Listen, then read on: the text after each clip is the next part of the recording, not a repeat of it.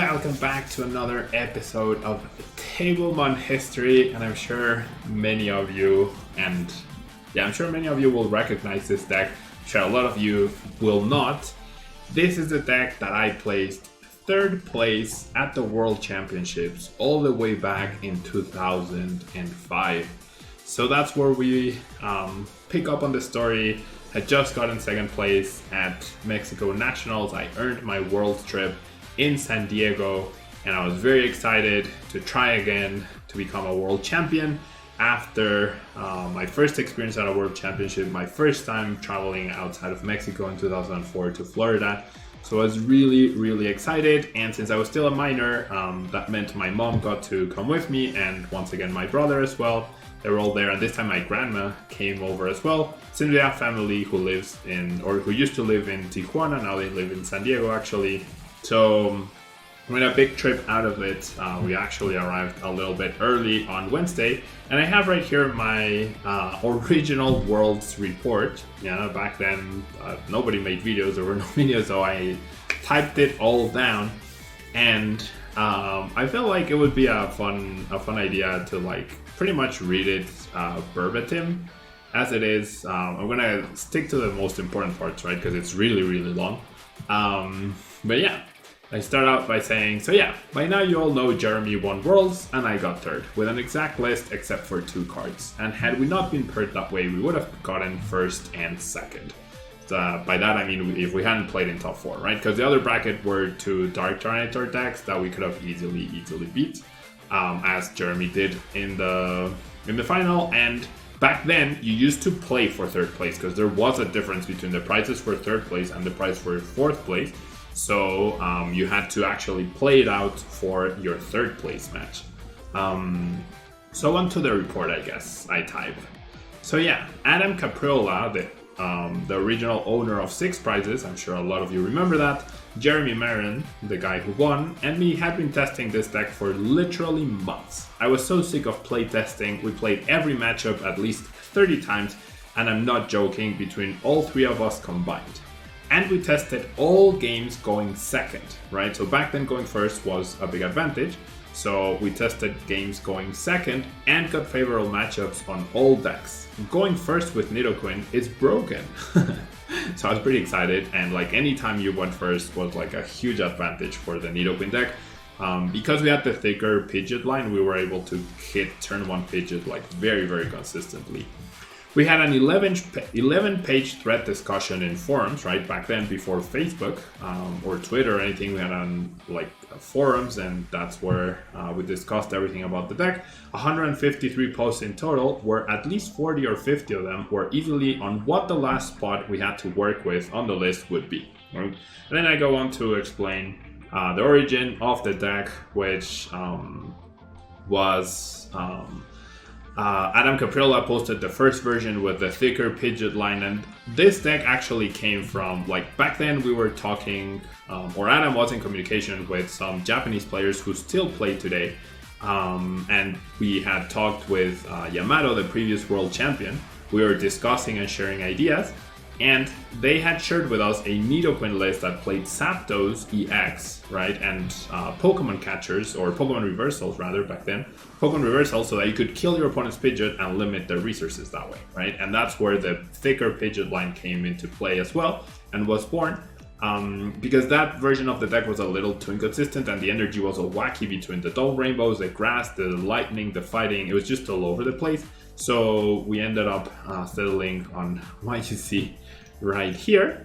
And then after that, there's like a whole bunch of discussion, and then like that I'm showing, and we were discussing like Ancient Technical Machine Rock to devolve opponent's Pokemon. We were thinking about Crystal Shard in order to deal with Rayquaza EX better in Blaziken EX decks, and we're thinking about Strength Charm as well to get that little bonus damage going in case of the double rainbow energy affecting our attacks for the power lariat damage or even the clutch damage. So that was the whole idea, and everything that we were discussing for months and months. I remember the summer of 2005, after I finished school, like all I did all day was play Pokemon on the computer. Literally all day on the computer, all the time. And so now onto the report. I got to San Diego on Wednesday, but had to go back and forth from San Diego to Tijuana since I was staying in a hotel in Tijuana, because my uncle lives there. Wednesday and Thursday, I just spent the day scouting at the World's Hotel, right? Just chatting and trading and scouting what people were playing and whatnot. And same for Friday, which was the day where the last chance qualifier happened. We didn't see anything that was too surprising. And then Saturday comes and the magic begins. Round 1, I played against Chris Silver, who is still playing to this day. He accidentally was playing with 54 cards though, which he found after the game. He had actually, when he took out his deck from the deck box, he left 6 cards in there. He was in need of a scramble to probably turn the game towards his side, but he couldn't find any and he thought both were priced. Then he found out that the cards were in his deck box. And remember back then, rounds at Worlds were best of 1, right? Best of 1, and that was it. So yeah, I started off the day 1-0, and then in round 2 I played against John Kettler, who I'm sure a lot of you know or might remember. He's done really well at tournaments. He's still playing. He got second place at NAC, prizing the infamous triple Rowlet with the Seedwide Wildbloom. And back then he was playing Rocklock, and I said, round 2 versus John Kettler. Great, another person I know. Oh well. He got turn 1 Tyranitar grinding for 30, and he went first. So I'm like, crap. But I got my stuff out, he got not much after that Tyranitar, and the game just went back and forth in my favor. I mean, this is 17-year-old Pablo typing, right? If Johnny wants to give more detail on this, feel free to do so. I suck at remembering whole games. Smiley face. 2-0, right? So, I mean, the Rocklock matchup was why the 1-1 Milotic was included into the deck, so that you could heal, and with the Mr. Brightness Compassion, you could actually pick up the Milotic and then bench Vivas, play a Rare Candy, and then immediately evolve. So Rare Candy allowed you to evolve into a Stage 1 or a Stage 2 Pokemon, which is really busted, right? And you could do it right when you bench the basics. So that was a really cool combo, and that was the perfect counter to Rocklock back then. And then round 3, I played against a Blaziken deck, and I knew for a fact the second I saw his last name that it was Blaziken. This plays Alan S. I'm not exactly what the last name was. He had been doing really well at regional tournaments playing Blaziken, and he played Blaziken at the national tournament of the United States, so I knew he was going to be playing Blaziken. And Blaziken in our latest testings had proved very hard without ATM Rock or Crystal Shard, since it was close to impossible to 1KO the EXs, and they take 2 prizes for your 2 prizes. So it was an even trade-off. Anyway, my 4th Desert Ruins paid off as it stayed all game, and that plus Toxic plus Power Lariat, the attacks of Nidoqueen, plus my 3-2-3 line of Pidgeot, allowing me to give up on 1 to 1KO a Rayquaza EX was awesome. So Pidgeot actually, the Rayquaza EX was weak to Dragons back then, were colorless, and they were weak to colorless, so Pidgeot actually did a ton of damage to Rayquaza EX, and you could prepare it with an energy attachment, or you could attack with it immediately with the double rainbow energy, though you did less damage. But the 4 Desert Ruins were really clutch in making sure that the stadium stuck, and then you were doing 20 damage total, like by the time your turn started. And back then EXs had like 120, 150 HP sometimes, so doing 10 damage was actually way more significant. Whereas now, like imagine if we got a Shrine of Punishment sort of, or like a Desert Ruins for VMAXs, doing 10 damage to a 330 HP Pokemon is less impactful than doing 10 damage to an 100 HP Pokemon, right? Alright, so now I'm sitting at 3-0, and I'm all nervous because I was like this last year at Worlds, and then I went on to lose 3 in a row. So round 4 I played against Bin X, no idea who that person is or where they're from, and I get the worst hand so far, and have to use my Milotic 2 turns in a row, like turn 4 or 5. Having to use Rare Candy on it too, so I burnt my Rare Candies and I burnt my Milotic too early. It was a very close game down to 1-1 prices, but he won in the end, so I was sitting at 3-1 now. So now I'm like, oh crap, the world's curse is back, but I was so wrong. 17-year-old Pablo. Anyways, round 5 I played against Anash Nipper from the Netherlands. I believe she might still be, or she might have played, she might have still been playing, I'm actually not sure. She's Dutch, so I had no idea what to expect from her list, and I figured she wouldn't be playing Ninetales like American Ludicolo lists do, so I had to play more conservatively to avoid any bad surprises. She was using Grumpig and Lantern and 2 War Points that really caught me off guard. War Point is essentially Escape Rope, especially the second War Point was very surprising. But yeah, I managed to pull it out in the end, and now I'm sitting at 4-1. Right, so the world's curse, which after one tournament is gone, according to 17-year-old Paolo. In round 6, I played against Jordan Hill using Ludicolo. I didn't know what to expect either, so I just played it out, and it played out very well.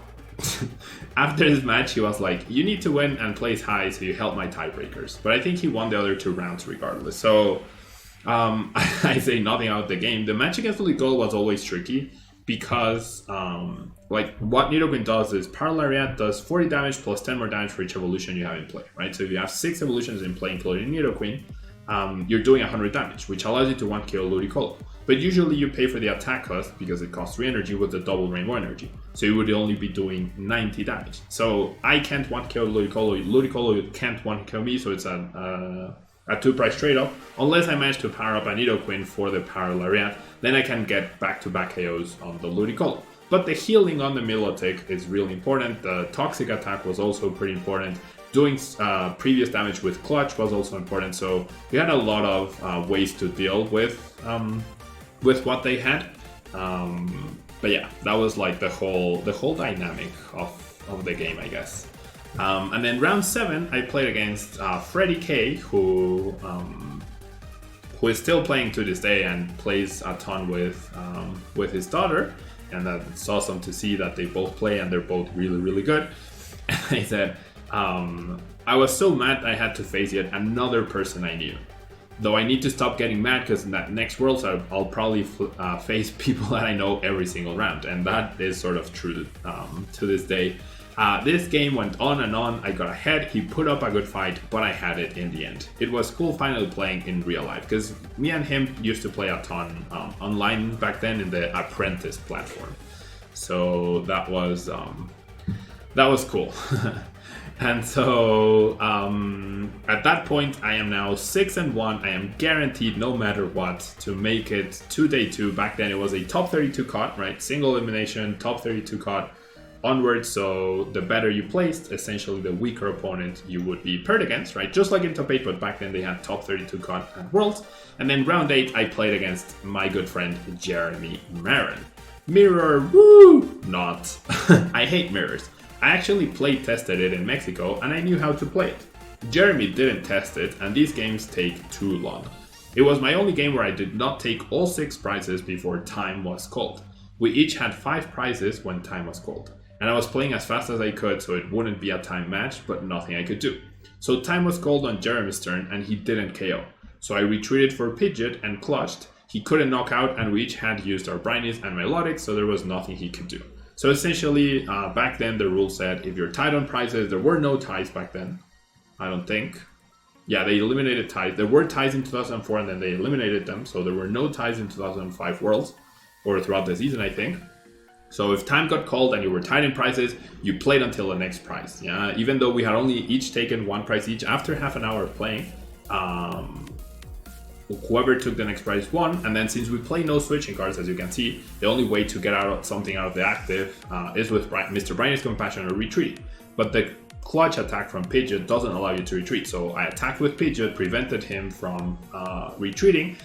Pidgeot absorbed the hit because it's resistant to fighting, and then Nidoqueen finished off his last Pokemon, and I ended up beating the eventual world champion back then. Yeah. So what? I make Sunday, and I get to face Anna again, my round 6 opponent, I believe.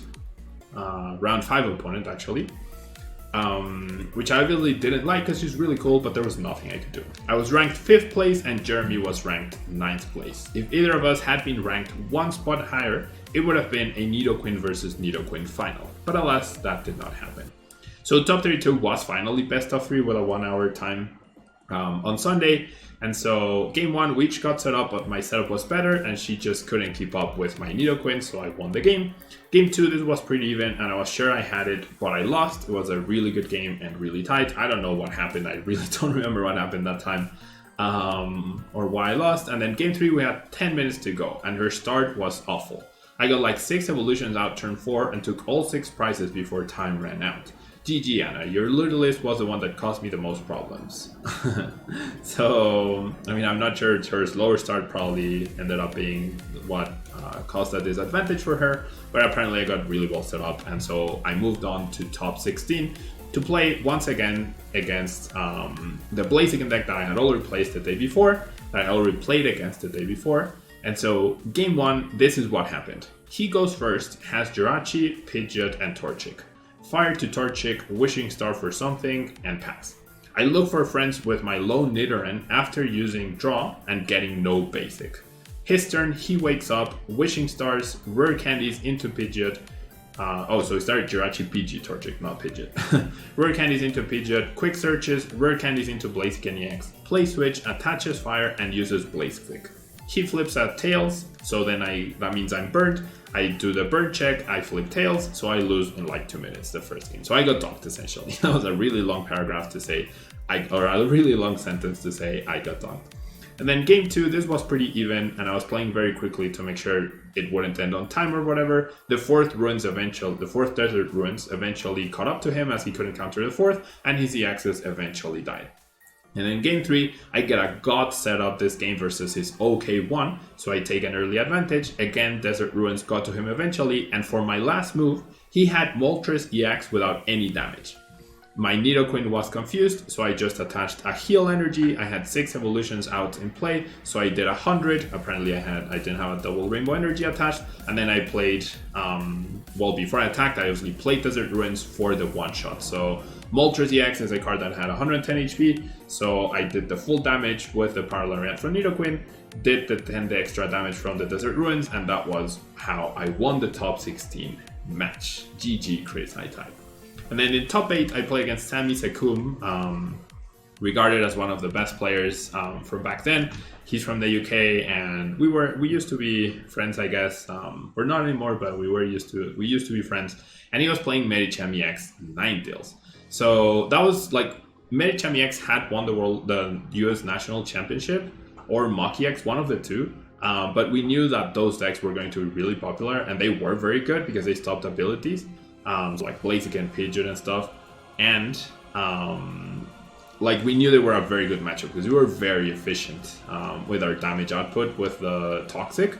And game 1, this went on pretty fast. He got energy starved early game, and Nidoqueen plus Toxic got to him because he played no Island Cave. Island Cave was a stadium that when you attach that energy to one of your fighting type Pokemon, you remove those all special conditions from it, but he didn't play any, so the toxic damage was just, they didn't play any switches or anything, so the toxic damage just piled on along with the Desert Ruins. And then game 2, he gets a lame hand, I get a god setup, and turn 3 I have 5 out of 6 evolutions out in one turn, and he just scoops. Yeah, so top 8 was actually the fastest match out of everything, and at this point, top 4 at Worlds are guaranteed a Trouble Award to the next World Championship, right? So at that point, I have already qualified for Worlds 2006, and I'm in top 4, and I'm 2 games away from becoming World Champion. In top 4, I face against Jeremy Marin once again, and this is what happened. Game 1, I get EU, and he gets God. That's how I described it. That's so silly. He's up 2 prizes, and since I have played Mirror before, I know they're eternal. So I just scoop and proceed to the next game. Because in the mirror match, 60 card mirror match, or 58 card mirror match at that point, essentially 60, you get ahead 2 prizes. As long as you don't misplay, you're fine, right? And then in game 2, the reverse situation happens. I got a god setup, he got an EU setup, so he scooped pretty quickly, so then we have plenty of time for game 3. But in game 3, I get EU once again, he gets ahead 2 prizes, and I'm thinking about scooping. But I'm like, okay, well, this is game 3, I might as well continue to play it, right? I'll play it to my last breath, I said. And so I did. I got back into the game, tied it at 2-2, and even got ahead to 1-2 when I figured out I deck myself. Yeah, so what ended up happening is I was so far behind in the early game that I did this I distinctly remember. In the early game, I played out two Great Balls, okay, this card, which is essentially Nest Ball. You search your deck for a basic, put it on your bench, okay? So I burned those 2 cards and already all my basics. I was like, okay, if I use Copycat, or if I get Rockets Admin, or I use Rockets Admin myself, I don't want to redraw the Great Balls. They're not useful anymore. But then towards the end, in my very last turn, I needed like a combination of 2 cards. And so what I did was I used Pidgeot's Quick Search ability to grab one off my deck. I played it down and then I played Copycat, but I never asked Jeremy how many cards he had in his hand, and he had a ton. So when I played it, turns out I had exactly the same amount of cards left between my deck and my hand. If I had like thought about it more, right? And trust me, to this day, this still haunts me. If I had thought about it more, I should have just asked how many cards he had, counted my hand, counted my deck, figured out that if I played a card before using Copycat, I would have decked myself out. So what I should have done was played Copycat, and hope that one of the 2 cards that I needed were not the last card in my deck.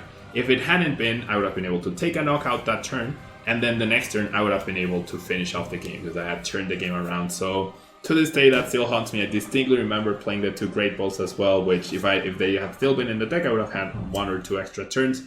But yeah, that's how I ended up losing in the top 4 of the World Championships. And Jeremy went on to beat Ross Cawthon, who still plays to this day. I'm sure you've heard of him. And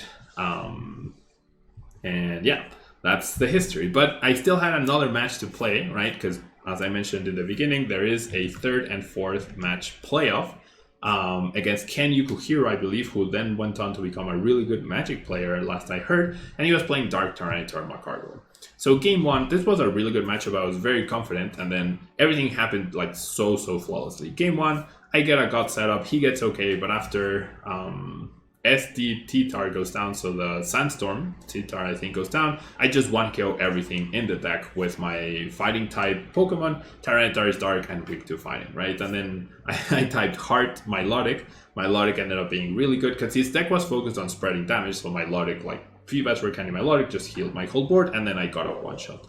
And then game 2, same thing. And the situation most will remember of this game, because this game had like a good sized crowd watching, is the price count is 1 to 6 in my favor. Okay, so I have 1 price left, he still has 6. So he's just playing it out just because like we're sitting there and we're like laughing and enjoying ourselves, right? So he plays Warp Point, okay? So Escape Rope. And I have Briney's Compassion and both heal energies in my hand. So I think, okay, I'll just send whatever. So I just send up Pidgeot. He sends Dunsparce and starts thinking or something. So I know I get 3rd and start showing off my wristband in exasperation as he was taking so long. So then he plays Rocket's Admin, essentially N, so I'm down to 1 card. I'm like, okay, whatever, you can paralyze me 10 turns and KO my Pidgeot, and I still win, right? And I could just use Pidgeot eventually to search for heal energy or whatever. Another one I had on the bench. So then he cuts the deck, and the 1 card I draw, right, of my into 1 is the heal energy. So then I patiently wait until he points at Sudden Flash, which is the attack that has a chance to paralyze, and I just drop the heal energy for game, and his game was priceless, I typed. So that moment I definitely remember as well, like getting Rocket's Admin, drawing the heal energy, and just sitting there waiting patiently, because like showing it off immediately I feel like would have been a little like bad-mannered. So I just waited to make sure that that's what he was planning to try to paralyze me, and then I just showed the heal energy, which is this one, and heals a special condition from one of your Pokemon when you attach it, and you heal 10 damage. So yeah, I get all my cool stuff. My package is wrong though, and I'm missing a quarterfinalist promo, but Dave Schwimmer, who's still in charge of Pokemon to this day, assures me he will FedEx it to me, so no big deal. Carrying the trophy around the airport and through customs was exhausting, and yeah, that's what happened at the 2005 World Championship. Yeah, my highest placement to this date. I've made top cut at Worlds once more. Twice more. Sorry, I got top cuts in 2009, where I lost to Jay Horton, who's now like creating a ton of content for older decks and older and retro formats, and then I ended up getting top 8 in the 2017 World Championship. Eventually we'll get to that, right? We still have a long ways to go.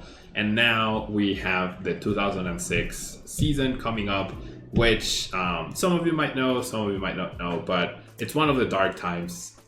It's part of the dark times, I guess, of myself, Table One, etc. And this is something that sometimes gets brought up. It'll be cool to have it on record and have my version of events of what happened. Yeah, but I'm not gonna spoil anything. Yeah, make sure you check out the next video, and I'll see you next time. Bye bye.